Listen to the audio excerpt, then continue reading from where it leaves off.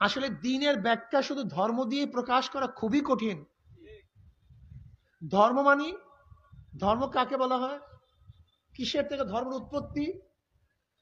ধারণ থেকে ধর্ম। বলেন, ধারণ থেকে ধর্মের উৎপত্তি। অর্থাৎ যে যেই জিনিস ধারণ করে ওই অনুযায়ী তাকে ধার্মিক বলা হয়। ধারণ থেকে, এই ধারণটা কি? এটা আদর্শ, এটা মত, এটা নীতি, এটা পদ্ধতি। অর্থাৎ যে যেই নীতি ও পদ্ধতি ধারণ করে সেই অনুযায়ী তাকে সেই ধার্মিক বলা হয়। উদাহরণস্বরূপ, উদাহরণস্বরূপ আপনার সাথে একজন মুসলমানের সাথে যখন দেখা হয়, তখন সে কোন পদ্ধতি, কোন নীতি, কোন আদর্শ গ্রহণ করে? জোরে বলেন। যখনই বলে আসসালামু আলাইকুম, অপরজন কি জবাব দিছে? আচ্ছা, একজন হিন্দুদের সাথে যখন দেখা হয় তখন কি বলে? কি বলে? আদাব, নমস্কার, নমস্তে। তাহলে দেখেন, দুইজন মানুষ যখন দেখা হয়, একজনের আদর্শ ব্যবহার করছে, নীতি ব্যবহার করছে আসসালামু আলাইকুম। একই মানুষ যখন দেখা হয় তখন আদর্শ ব্যবহার করছে আদাব, নমস্তে, নমস্কার। তাহলে যেই ব্যক্তি নমস্কার, নমস্তে, আদাব ব্যবহার করে এই নীতি যে গ্রহণ করছে, আমরা তাকে কি বলছি? হিন্দু। নাকি না? হিন্দু মানে অন্ধ, কানা, বহেরা, হাঁটো, বিকলাঙ্গ হিন্দু বললেন কেন? একদিন চিন্তা করেন না সমস্যা এখানে। আমাদের মূল সমস্যা কি করতেছে আমরা নিজেই জানি না। আমাদের মূল সমস্যা এই, দুইজন ব্যক্তি হোটেলে গেছেন, একজন হিন্দু, একজন মুসলমান। আমি বললাম ভাই পানি দেন, আরেকজনে বলল ভাই জল দেন। আপনি কিন্তু কাউকে চিনেন না, আপনি কাউকে চেনেন না। কিন্তু আমি যদি এখানে প্রশ্ন করি, ভাই যেই ব্যক্তি বলছে পানি দেন আর যেই ব্যক্তি বলছে জল দেন, আপনি কি বলবেন কাকে? একজন। কি বুঝলেন? চেহারার নাম হিন্দু না, মুসলমান। চেহারার নাম মুসলমান বুঝাতে পারিনি, কথাটা মনে হয় পুরো বুঝাতে পারিনি। বুঝাতে পারতেছি নাকি? ও মাশাআল্লাহ, তো ভালোই বুঝেন। বুঝবেন না মানে? বুঝার তো চেষ্টা করতেই হবে। না বুঝলে সমস্যা, বুঝলে আর সমস্যা নাই। এই আমাদের সাথে যত বিরূপ দেখতেছেন, মতনৈক্য দেখতেছেন, কিন্তু সবকিছু বুঝার অভাব, অন্যের কিছু অভাব না। কিন্তু সবকিছু কিসের অভাব ভাই? বুঝেন অভাব। বুঝলে সহজ, না বুঝলে কঠিন। আচ্ছা বলেন তো, মুসলমানরা বিবাহ করে, হিন্দুরা বিবাহ করে, বিবাহের পদ্ধতি এক, ঠিক আছে না ভাই? কিন্তু উভয় কিন্তু বিবাহ শব্দ কি, কিন্তু পদ্ধতি। ও মাশাআল্লাহ। তাহলে যেই ব্যক্তি হিন্দু পদ্ধতি গ্রহণ করছে, আদর্শ গ্রহণ করছে, নীতি গ্রহণ করছে, সেই অনুযায়ী আমি তাকে বললাম হিন্দু ধার্মিক। না ভুল বললাম? মাশাআল্লাহ, মাশাআল্লাহ, খুব ধন্যবাদ। যে ব্যক্তি খ্রিস্টানদের নীতি আদর্শ ধারণ করছে তাকে বললাম খ্রিস্টান অর্থাৎ খ্রিস্টানদের নীতি আদর্শ গ্রহণ করা অনুযায়ী তাকে বললাম খ্রিস্টান ধার্মিক। যাকে ইহুদি নীতি আদর্শ গ্রহণ করতে দেখছি কি বললাম? মাশাআল্লাহ।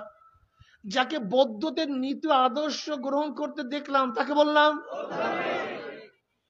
মাশাআল্লাহ। তাহলে ধর্ম একটা আদর্শের নাম, কিছু কাজের নাম, কিছু নিয়মের নাম, কিছু কানুনের নাম। এই ব্যাপারে আমরা সবাই একমত না দ্বিমত? না ভিন্নতা আছে? মাশাআল্লাহ, সবাই একমত। লিউযিরাহু আলা দ্বীনি কুল্লি, সমস্ত আদর্শের উপরে তোমাদের আদর্শ বিজয় হবে। এতদিন দেখা হইলে বলতে আদাব, আদাব, নমস্কার। এখন পরিবর্তন করে কার দিন বিজয় হবে? নবী মুহাম্মাদের। এখন কি বলবা? মাশাআল্লাহ, খুব দারুণ। বুঝতে পারছেন? লিউযহিরাহু আলা দীনি কুল্লি, চমৎকার কথা। এতদিন প্রস্রাব পায়খানা ঢুকছে ডাইন পাও দিয়া, এখন নবী মুহাম্মদের আদর্শ বিজয় হবে, ঢুকবা দেখছেন কত আমার চেয়ে ভালো লোকেরা, এরা আমার চেয়ে চমৎকার লোক, আমার চেয়েও ভালো বুঝে। এতদিন পায়খানা প্রস্রাব থেকে বের হওয়ার সময় বাম পাও দিয়ে বের হইছো, এখন বের হবা। এতদিন জুতা পরছো, আগে বাম পাও। লিউযহিরাহু আলা দীনি কুল্লি, প্রত্যেকটা আদর্শ নীতি আগে যা ছিল তাবাত, জনাব মুহাম্মদ রাসূলুল্লাহ সাল্লাল্লাহু আলাইহি ওয়াসাল্লাম যে নীতি আদর্শ নিয়ে আসছে, সেই নীতি আদর্শ প্রত্যেকটা নীতি আদর্শের উপর লিউযহিরাহু আলা দীনি কুল্লি।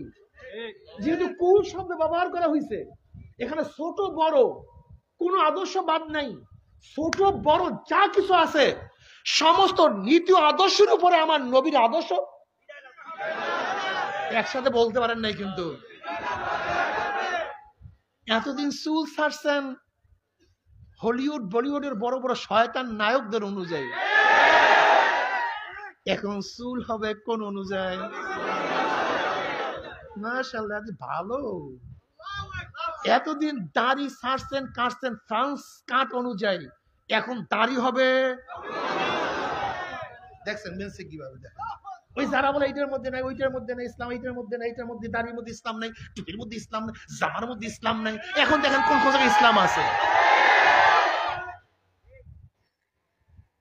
এতদিন ধুতি পরছেন, এখন সুন্নাতে জামা পড়তে হবে। এতদিন উলুধ্বনি দিচ্ছেন, এখন জিকির আজকার করতে হবে। এতদিন মূর্তির সামনে মাথা নত করছেন, এখন আল্লাহর সামনে মাথাকে ঝুঁকাতে হবে। এতদিন আল্লাহর বাইরে সবাইকে বড় মনে করছেন, এখন আল্লাহু আকবারের ধ্বনি দিতে হবে। নারায়ে তাকবীর। আর কেউ বড় না, বড় সব শেষ, বরক্ত সব, বরক্ত সব শেষ। এখন বরক্ত কার? আলা কুল্লি, আল্লাহু আকবার আলা কুল্লি শাই, আল্লাহু আকবার আলা কুল্লি শাই। আমার মাওলা সবচেয়ে সব দিক থেকে বড়। এখন ধনী হবে কি? মাউসুদুন আকবার হবে না।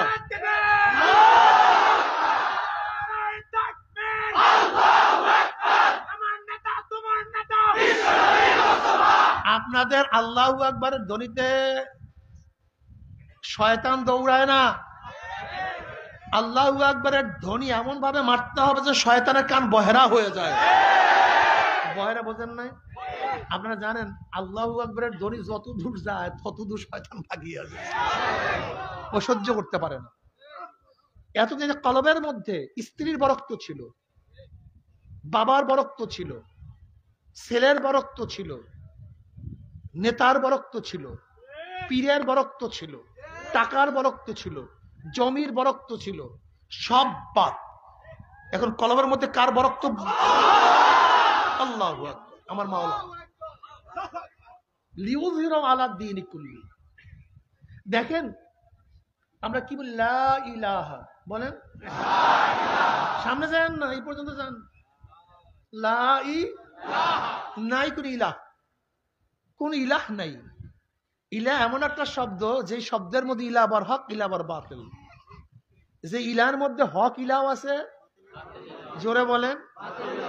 বাতিল ইলাহ কি কি জানেন? কালী, দেবী, রাধা, কৃষ্ণ, হরে, রাম, এগুলো সব বাতিল ইলাহ। বুঝাতে পারি নাই? শুধু এগুলি বাতিল ইলাহ না, আল্লাহ পাক হাওয়াই নফসকেও ইলাহ বলছেন।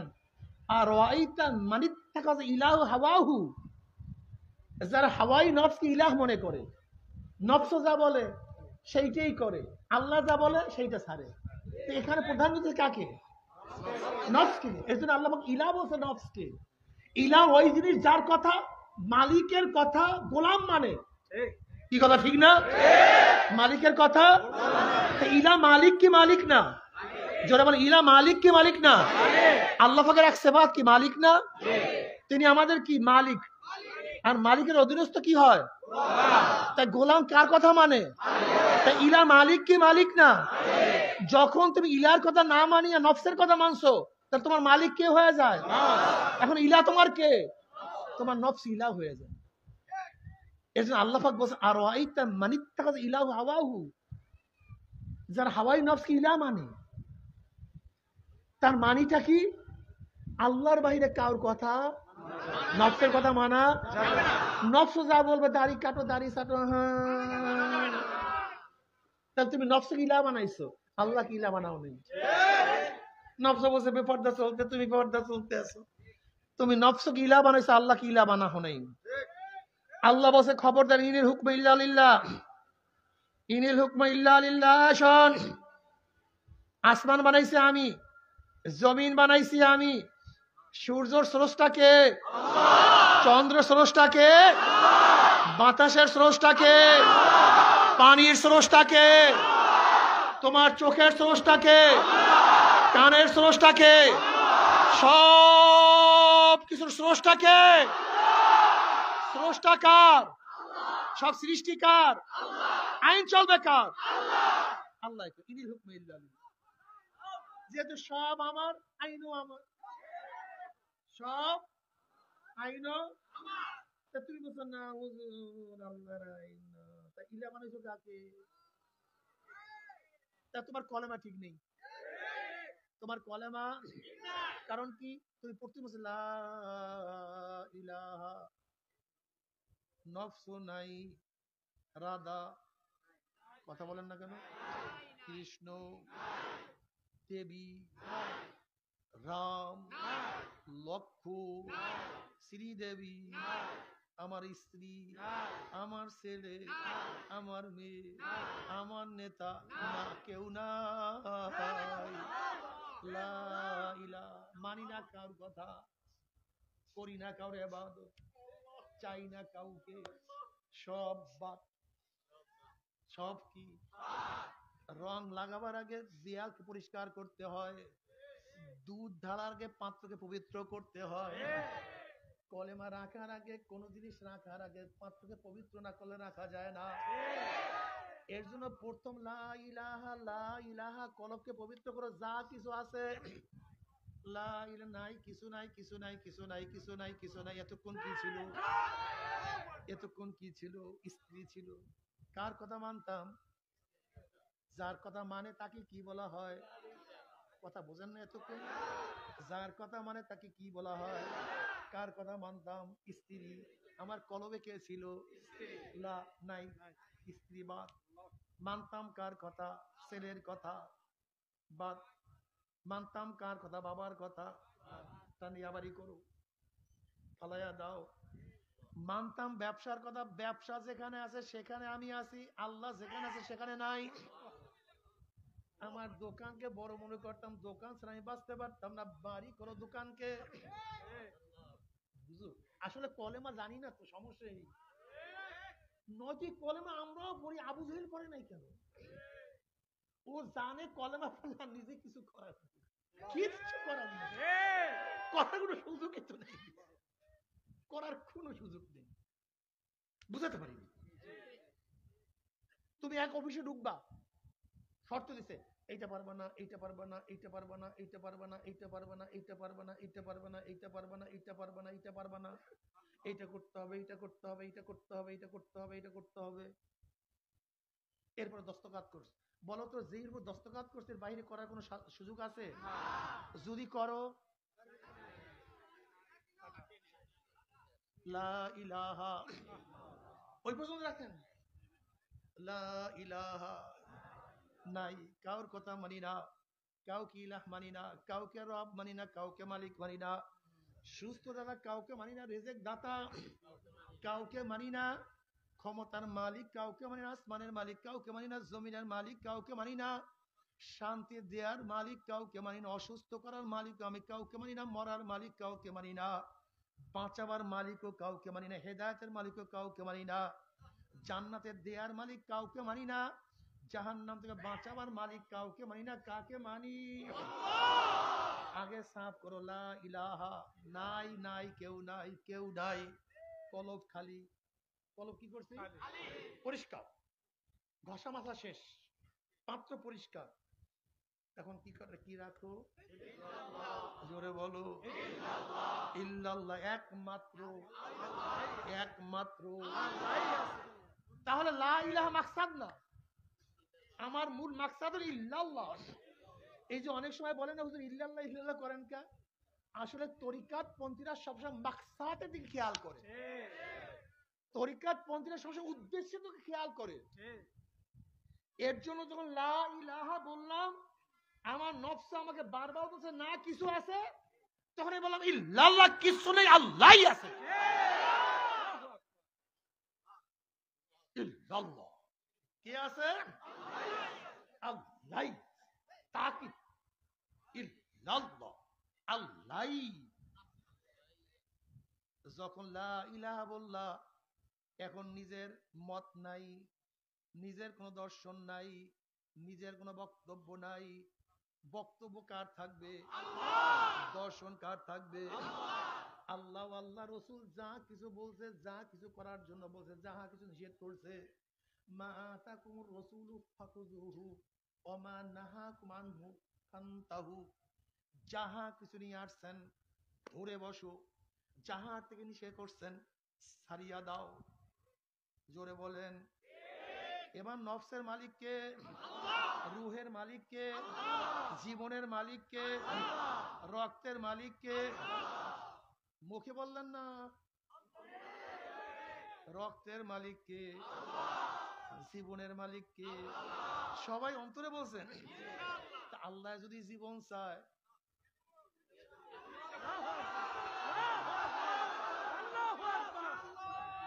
মালিক চাইছে, তোমার সমস্যা কি? মালিক যদি রক্ত চায়, মালিক যদি হায়াত চায়। এই শোনো, এক সাহাবীর দুইটা সন্তান, এক সাহাবীর দুইটা সন্তান, দুইটা সন্তান একই সাথে মারা গেছে। স্ত্রী ঘরে, স্বামী বাহিরে। স্বামী আসার আগে স্ত্রী সন্তান দুইটাকে গোসল করাইছে, কাপড় পরাইছে, পাশের রুমে রাখিয়া দিছে। স্ত্রী কোনো কান্নাকাটি নেই, একেবারে চুপচাপ। স্বামী ঢোকার পরে স্বামীকে খাওয়ান দিছে, সবকিছু দিছে, সোহবাত করছে। এরপরে স্বামীকে বলতে আছে, স্বামী গো, যদি কেউ কোনো জিনিস আমাদের আমানত রাখে, আর যে ব্যক্তি আমানত রাখছে সেই ব্যক্তি আমানত ফেরত চায়, আমাদের দিতে কোনো আপত্তি আছে? কোন না কিছু না, বরং আমানত ফেরত দেওয়াই তো ইমানের কাজ, মুমিনের কাজ। এবার স্ত্রী বলতেছে, স্বামীকে মাওলা পাক আমাদের দুইটা ছেলে আমানত দিয়েছিল, আমার মাওলা পাক রব্বুল আলামিন ছেলে দুটো ডাক দিয়া নিয়ে গেছে, আজকে দুনিয়াতে নাই। ওই যে তাদের লাশ, আমি গোসল করাইছি, আমি কাপড় পরাইছি, এখন জানাজা দিয়া তাদেরকে দাফন করিয়া দাও। এর নাম ঈমান।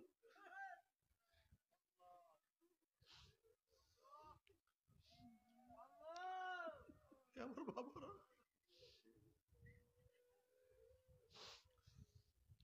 কোথা সে মুসলমান, কোথা সে মুসলমান, কোথা সে মুসলমান, কোথা সে মুসলমান।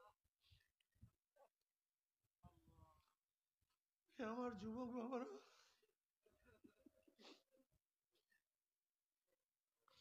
আল্লাহ তুমি আমাদের ঈমানকে মজবুত করিয়া দাও।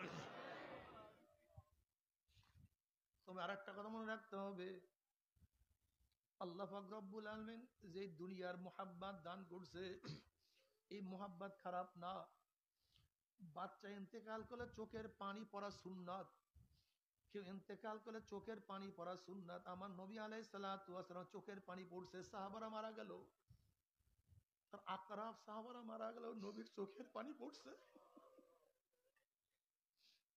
কিন্তু এটা হলো ভিন্ন দরজা। আবার ভাবিও না যে হুজুর কান্নাকাটি করলে এটা মনে হয় সুন্নতের খেলাফ, না, ওটা ভিন্ন স্টেজ। সবাই হালাত এক না, সবার অবস্থা এক না। কিন্তু মনে রাখতে হবে, খবরদার অস্থির হওয়া যাবে না। মাওলায় আমার ছেলেকেই দেখছে, মাওলায় আমার টাকাই দেখছে, আর কাউকে দেখে নাই। এগুলি কুফরি কথা। রেজায় কাজা ওয়াজিব। আমার মাওলায় যেই হালাতে যখন যাকে যেই অবস্থায় রাখে সেই অবস্থায় সন্তুষ্ট প্রকাশ করে, এইটা ঈমানের আলামত। আল্লাহ ভালো রাখছে, আলহামদুলিল্লাহ। আল্লাহ খাওয়াই